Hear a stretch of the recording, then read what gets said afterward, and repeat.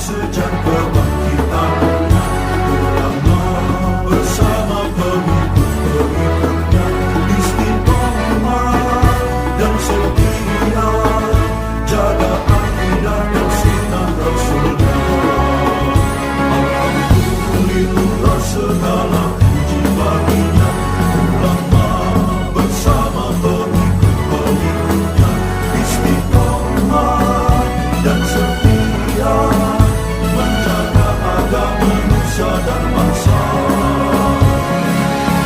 Mari kuatkan niat kita, kita bulatkan tekad kita, terus lanjutkan amal kita, mengembangkan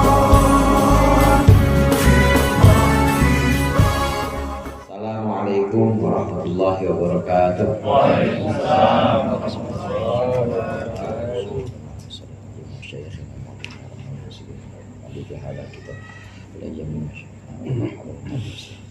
Al-Fatihah.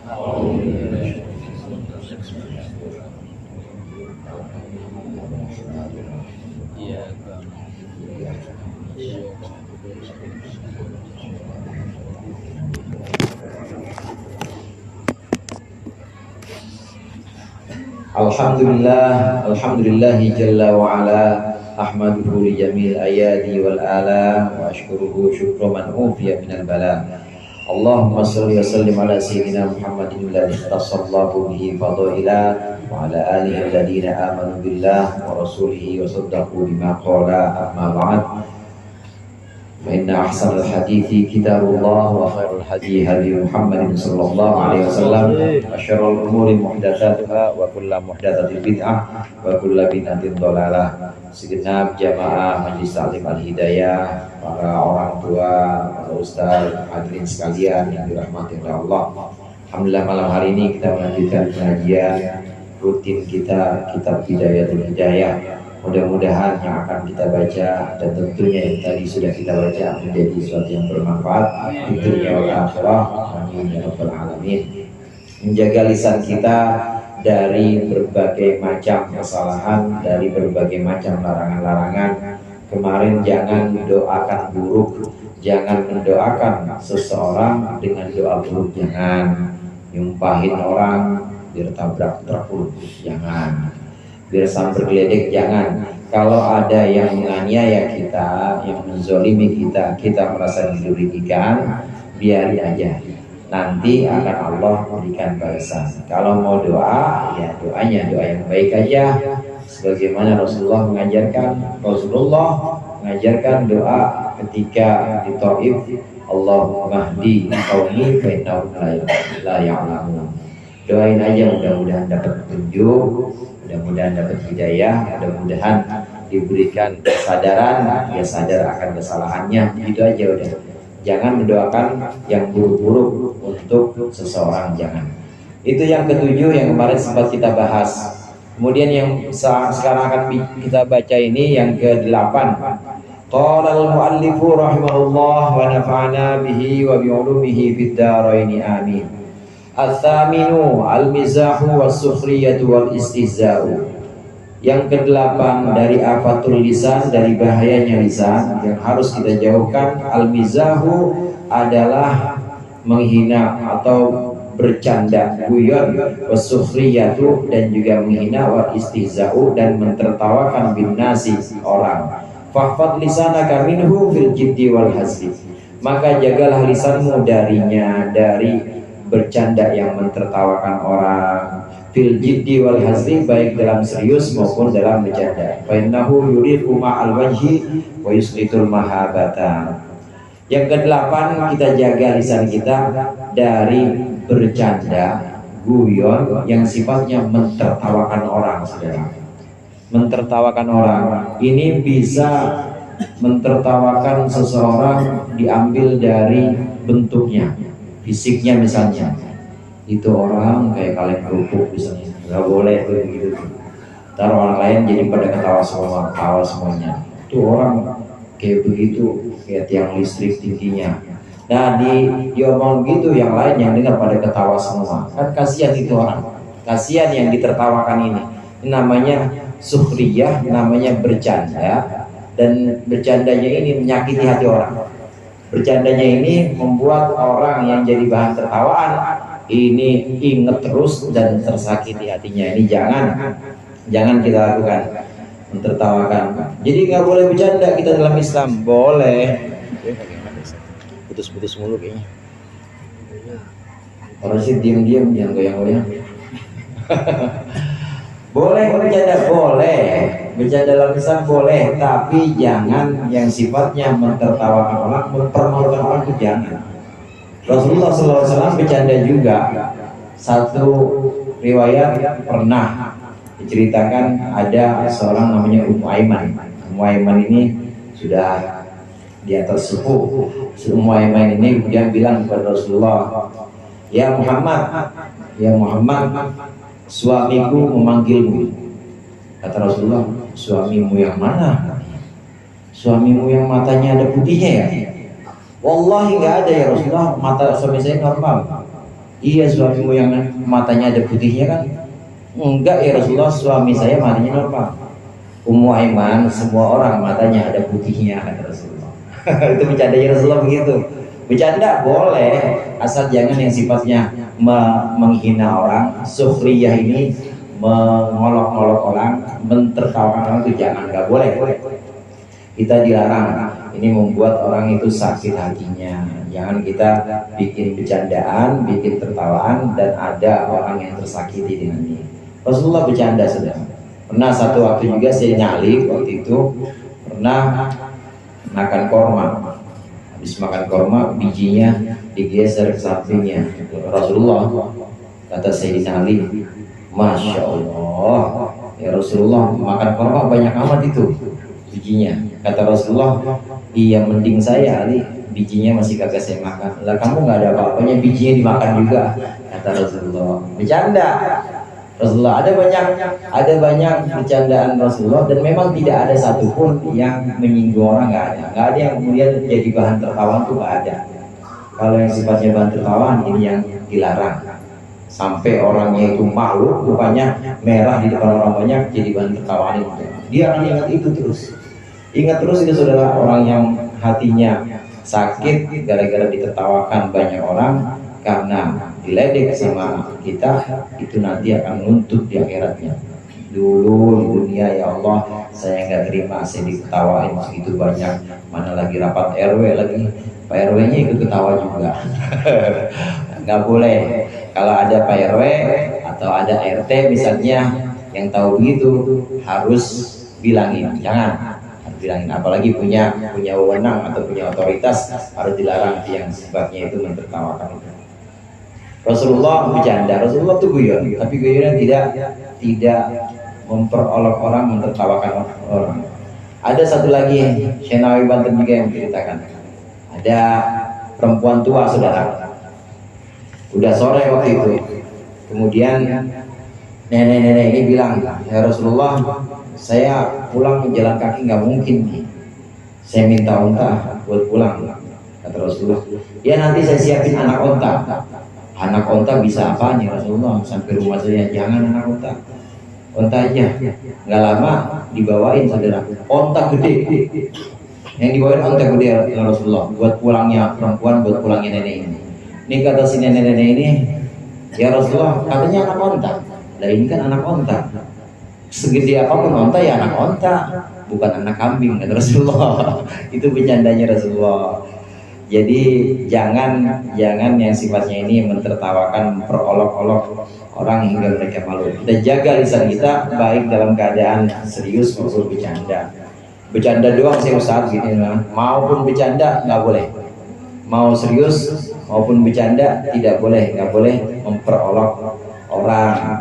Fa innahu yuridu ma'al wajhi wa yusqitul mahabah. Karena sesungguhnya guyonan yang mentertawakan orang itu bisa menghilangkan air muka. Maksudnya air muka itu menghilangkan kewibawaan.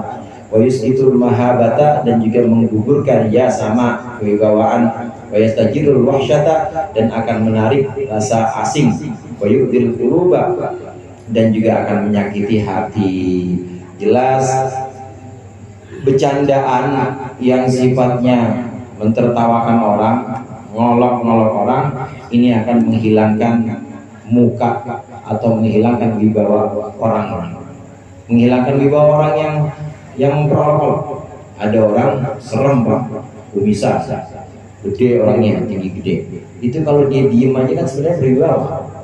Tapi begitu dia mulai jelek-jelekin orang, ngolok-ngolok, yang diolok-olok orang kecil lagi, kita udah mulai nggak respect sama dia, kita udah mulai nggak menghargai dia. Apaan gitu, ngeledek orang, kita udah mulai hilang rasa hormat kita kepada orang ini. Pasti orang yang tadinya berwibawa, yang tadinya itu kelihatan ada karismanya dari penampilannya, tapi begitu dia memperolok satu orang, pasti akan hilang kewibawaannya itu.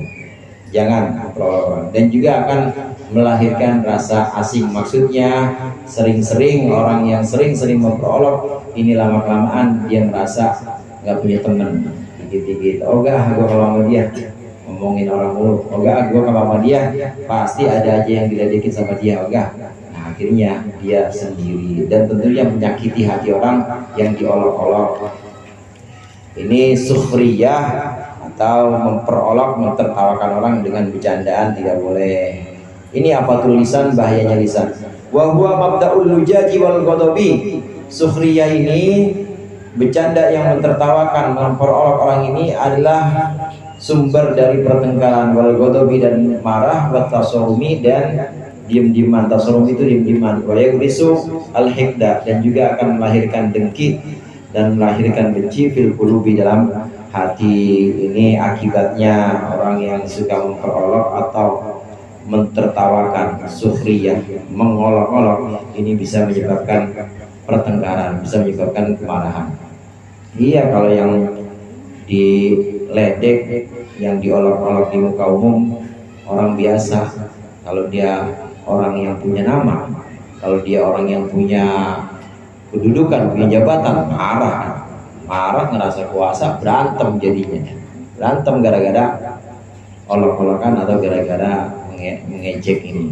Fala tumazih ahadan mazahuka, maka janganlah engkau mempercandai, mentertawakan seseorang. Wa in mazahuka, dan apabila mereka mengajak engkau mentertawakan orang, fala tujibhum, maka jangan engkau jawab mereka. Wa arid anhum, dan berpalinglah dari mereka, hatta yahudu fi haditsin ghairi, sehingga mereka masuk ke dalam cerita yang lain.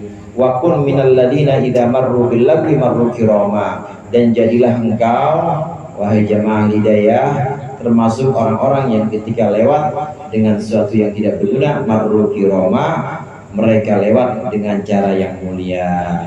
Kalau ada satu majlis atau ada satu kumpulan orang, mau di sekretariat, mau di lapangan, mau di depan rumah, kalau ada orang yang memperolok-olok seseorang lainnya, maka jangan kita kumpul sama orang itu.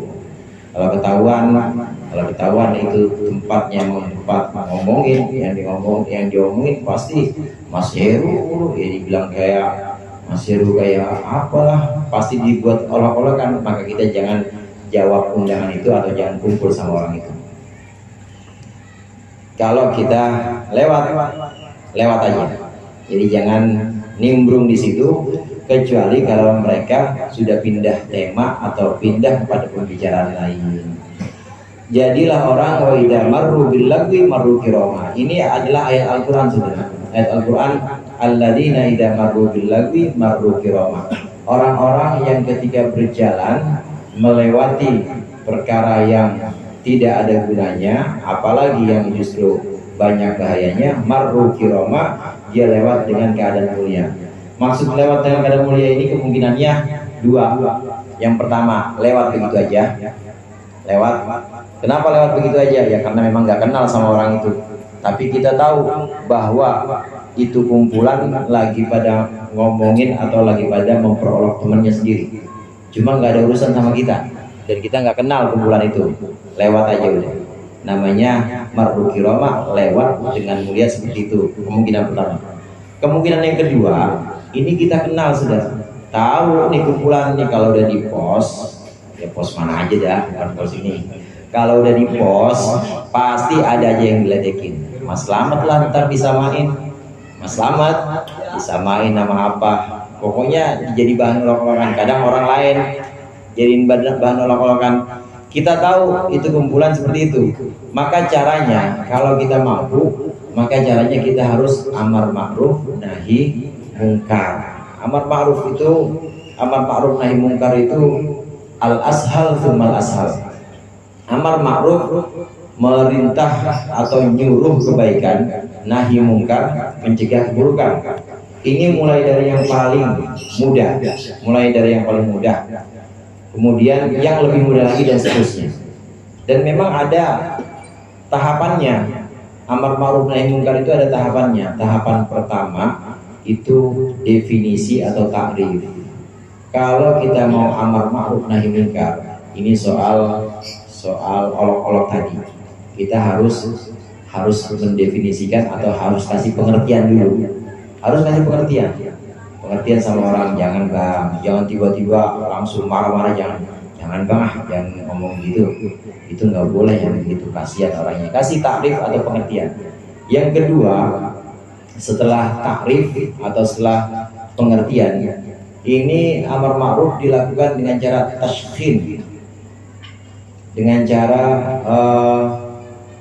memberikan teguran keras kepada orang yang melakukan kemungkaran itu. Kalau kemungkarannya ngomongin orang, kemungkarannya tadi olok-olok orang, maka kita kasih teguran keras. Kemudian yang ketiga, tingkatan yang ketiga, yaitu dengan cara keras, dengan cara memukul misalnya, dengan cara menangkap misalnya. Dan yang keempat, amar ma'ruf nahi mungkar, yaitu dengan cara yang melakukan hukuman pada orang-orang yang melakukan kemungkaran. Jadi tingkatannya seperti itu. Amar ma'ruf nahi mungkar yang boleh dilakukan oleh kita sebagai warga ini cuma yang nomor 1 sama nomor 2. Sedangkan menegur keras dengan hukuman, dengan sanksi fisik seperti menangkap, memukul, tidak ada yang berwenang. Kita tidak ada yang boleh sebagai warga. Kemudian yang boleh siapa? Yang boleh pemerintah. Istilahnya Senawi Batu itu sultan. Nah, sebagai warga bagaimana? Sebagai warga kita hanya bisa memberikan pemahaman, nasihat tadi, pengertian, kemudian nasihat. Setelah nasihat, menegur dengan cara keras atau dengan cara menyindir itu boleh kalau memang tidak dikhawatirkan fitnah. Tapi menangkap, kemudian memukul, memberikan sanksi, ini hanya pihak yang berwenang saja. Saya sampaikan seperti ini penjelasan Senawi Banten. Kenapa? Supaya nggak tumpang tindih, saudara. Jadi meskipun kita Islam, betul Islam itu ruhnya, semangatnya ada di amar ma'ruf nahi mungkar. Umat terbaik kita disebut umat terbaik kalau bisa ta'muruna bil ma'ruf wa tanhauna 'anil munkar. Amar ma'ruf nahi mungkar. Cuma harus tahu amar ma'ruf nahi mungkar, harus tahu tingkatannya. Walaupun ada tahu hadis itu, Ustaz, saya tahu idza minkum munkar falyataghayyir biyadihi. Kalau kalian lihat ada orang mungkar, melakukan kemungkaran, ubah dengan tangan. Meskipun hadisnya seperti itu, penjelasan ulama tetap harus ada tingkat-tingkatnya atau harus ada tahapan-tahapan dalam amar ma'ruf nahi mungkar. Yang pertama, takrif atau memperkenalkan kesalahan mereka atau memberikan pengertian. Yang kedua, nasihat. Yang ketiga, tashkhin atau teguran keras. Yang keempat baru fisik, bisa memukul, bisa menangkap. Dan yang keempat ini nggak boleh dilakukan oleh siapapun kecuali pemerintah. Orang biasa nggak boleh ikut. Kenapa? Bisa menimbulkan fitnah nantinya. Nanti bukan malah jadi hilang kemungkaran, malah jadinya berantem semuanya. Makanya itu FPI nggak boleh itu yang kayak begitu. FPI kayak mau ormas yang lain nggak boleh melakukan itu. Kenapa? Tidak ada ajaran-ajaran ulama yang menganjurkan bahwa warga ini melakukan eksekusi. Itu nggak boleh. Eksekusi atau apa namanya itu, selain eksekusi, persekusi ya, nggak boleh. Hanya pemerintah yang boleh melakukan itu. Nah, terus bagaimana warga? Kita kasih masukan aja, saran saran sama Pak RW, lapor. Pak RW nanti lapor lagi ke Mas Slamet Satpol PP ya. Bukan.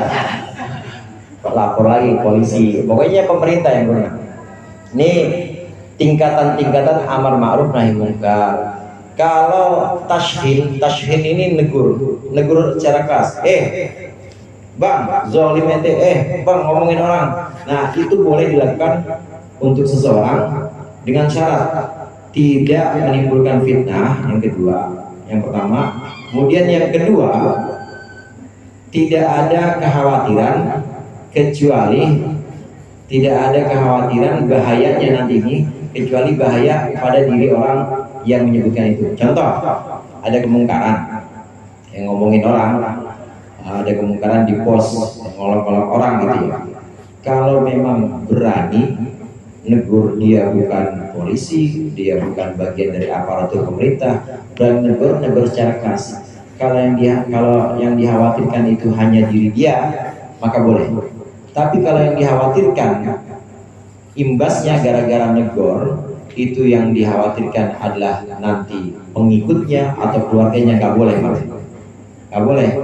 Orang melakukan amar ma'ruf nahi munkar, dia ceramah atau dia orasi, tetapi justru nanti yang ditangkap bukan dia, yang ditangkap pengikutnya, nggak boleh kayak gitu. Itu namanya mengorbankan orang lain.